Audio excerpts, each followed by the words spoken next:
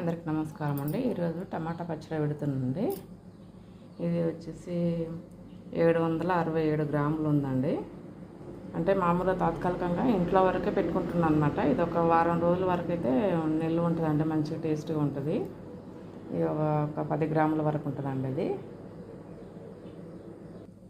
అది 18 గ్రాములు వచ్చిందండి. నేను ఇంతకుముందు అంటే అందాజ చెప్పిన అనమాట. ఇప్పుడు ఇది 18 గ్రాములు వచ్చిందండి, సరిపోతుంది.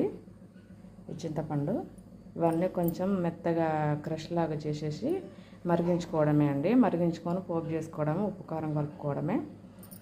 కారం కూడా మామూలుగా ఒక 100 గ్రాముల వరకు సరిపోతుందండి. కారము కొంచెం ఉప్పు ఎక్కువనే పడుతుంది. ఉప్పు అంటే ఒక 100 గ్రాముల కంటే ఒక 150 గ్రాముల వరకు పట్టవచ్చు, ఎందుకంటే చింతపండు వేసుకుంటున్నాం కదా. అంతే అండి. నేను ఇవన్నీ మరిగించుకుంటాను. మరిగించుకొని పోపు చేసుకోవడమే అండి. తాత్కాలికంగా తినడం కోసమే అండి. ఇది ఒక 1 వీక్ అట్లా ఉంటుంది, అంతకంటే ఎక్కువ అయితే నిల్వ ఉండదు. ఇలా బాగా మెత్తగా పిసికేయాలండి. అంటే తొక్కలు అవసరం లేదనుకుంటే తీసేసుకోవచ్చు. ఓన్లీ రసమే పోపులాగా చేసుకోవాలండి. బాగా దగ్గరికి మరిగించుకోవాలన్నమాట.